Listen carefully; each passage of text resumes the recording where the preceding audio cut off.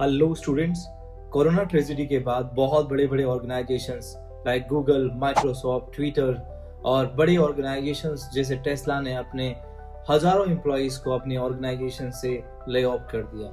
India में भी बहुत बड़े बड़े ब्रांड्स, बड़े बड़े ऑर्गेनाइजेशन ने सेम तरीके से काम किया जिस तरीके से किसी फॉरेन कंपनी ने किया था। अपने एम्प्लॉइज को सैलरी तक नहीं दी। इससे बड़े कॉर्पोरेट एम्प्लॉइज जो कॉर्पोरेट में काम करने वाले थे वो बहुत डर गए और इसका रिजल्ट ये हुआ कि कोरोना के बाद में गवर्नमेंट जॉब एक सेंसेशन बन गया यूथ के बीच में। और इसका एक बहुत बड़ा प्रभाव स्कूल एजुकेशन में भी पड़ा।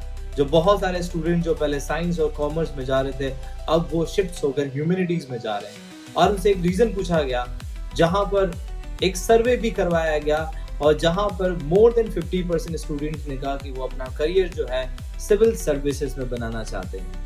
तो आज के इस टॉपिक में हम बात करने वाले हैं इंडिया की हार्श रियलिटी के बारे में बात करने वाले हैं, जहां पर मिलियंस ऑफ स्टूडेंट्स उनका केवल एक सपना सिविल सर्वेंट बनना।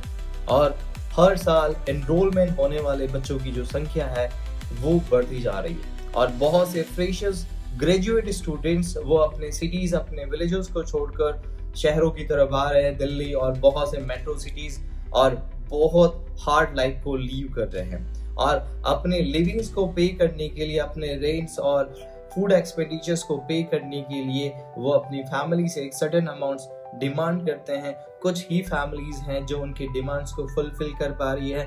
कुछ फैमिलीज उनके ड्रीम्स के लिए they are taking a loans और उस बेड टैप्स में फंसते हुए जा रहे हैं और कोई नहीं जानता कि ये उनका सपना कब पूरा होगा। क्या है टाइमलाइन सक्सेस की? 4 साल, 5 years, 10 years, या वो कभी सक्सेस नहीं हो पाएगा। ये एक आपने गेम देखा होगा सांप सीढ़ी की तरह। ये ऐसा एक गेम है जहां पर कोई बच्चा प्री एग्जामिनेशंस करने के बाद में मेंस एग्जामिनेशंस क्लियर करता है और उसके बाद इंटरव्यू में फेल होने के बाद वो वापस उसी जीरो सिचुएशंस पे आ जाता है। स्टूडेंट्स, मैं आपको कोई डीमोटिवेट नहीं करना चाहता, न मेरा कोई ऑब्जेक्ट है कि आपको आईएएस या सिविल सर्वेंट्स बनने से रोकना। मैं कुछ एक ऐसा पाथ बताना चाह रहा हूँ जो बहुत ज़्यादा लोगों ने इसको अडॉप्ट किया है और उस पर सबसे ज़्यादा सक्सेस रेट है। इंडिया में ऐसे बहुत से ऑर्गेनाइजेशन है। अगर मैं बैंकिंग की बात करूँ तो जहाँ पर reserve bank of India, regional rural banks हो गया, IBPS हो गया, बहुत सारे ऑर्गेनाइजेशन है जो 4 to 5 times ईयर्स में एग्जामिनेशंस कंडक्ट करवाते हैं। और यहाँ पर मैंने ऐसे बहुत से एम्प्लॉइज को देखा, एक बहुत बड़ी उसकी फहरिस्त बनी हुई है जहाँ पर एम्प्लॉय अपने जॉब्स को करते करते इन सिविल सर्वेंट एग्जामिनेशंस को क्रैक किया है बिना किसी फ्रेशर्स के। न उन्होंने अपनी फैमिली से कोई फाइनेंशियल सपोर्ट लिया है। और एक बहुत बड़ी लिस्ट है, आप चेक कर सकते हैं, आप मेरी बात पे बिलीव नहीं करेंगे। एक रेशो है मेरे पास में जहां पर मोर देन 55% ऐसे एम्प्लॉइज थे जिन्होंने जॉब करते करते इस एग्जामिनेशन को क्रैक किया। तो students, some examples are there जिन्होंने जॉब में रहते हुए इस एग्जामिनेशंस को क्रैक किया। न केवल एग्जामिनेशंस को क्रैक किया जबकि एयर इंडिया फर्स्ट रैंक भी आई। जैसे Aditya Srivastava 2023 AIR India first rank, जिन्होंने गोल्डमैन सैक्स बेंगलुरु के अंदर वो वर्क कर रहे थे। एक यूएस कंपनी है जहां उन्हें 2.5 लाख रुपए मंथली सैलरी मिलती थी। उन्होंने उस एग्जाम को, उस जॉब को ड्रॉप किया, उसके बाद उसकी तैयारी की और उन्होंने सक्सेस लिया। अभिषेक सुराना 2018, जिनकी ऑल इंडिया रैंक 10 थी, जो एक high paying banking job London में वर्क कर रहे थे। उसके बाद उन्होंने सिंगापुर में भी काम किया। उसके बाद वो इंडिया रिटर्न हुए, उन्होंने तैयारी करी, प्रिपरेशंस करी और वो आईएएस बने। गरिमा अग्रवाल, जिन्होंने जर्मनी के अंदर आईआईटी करने के बाद हैदराबाद से उन्होंने जर्मनी में जॉब किया। उसके बाद में क्या उनको जचा कि उन्होंने वो जॉब छोड़ के यूपीएससी प्रिपरेशंस करी और टॉप पोजीशंस।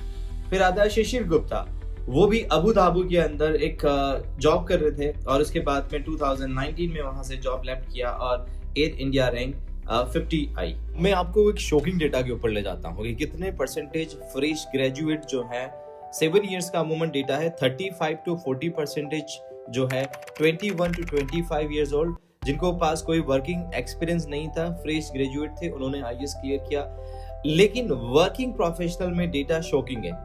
55% जो है, जो किसी न किसी ऑर्गेनाइजेशंस में एंगेज थे, चाहे वो इंजीनियरिंग हो, डॉक्टर्स हो, बैंकर्स हो, टीचर्स हो या कोई आईटी सेक्टर से रिलेटेड हो, उन्होंने अपने जॉब्स को क्विट किया और उन्होंने पार्ट टाइम स्टडीज को करके उन्होंने आईएएस और सिविल सर्विसेज क्रैक किया है।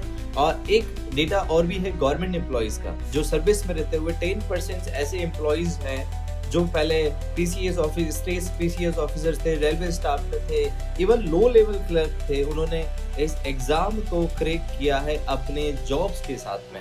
और ऐसे आपने देखा भी होगा बहुत सारे ऐसे जो पहले आईपीएस रह चुके हैं और उन्होंने आईपीएस से फिर तैयारी करके उन्होंने आईएएस क्रैक किया है।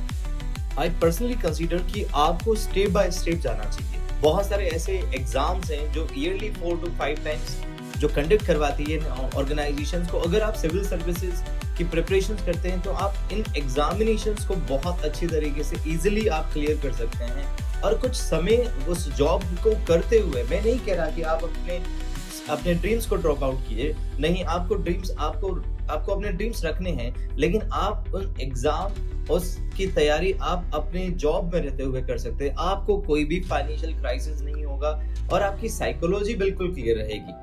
You students, thank you.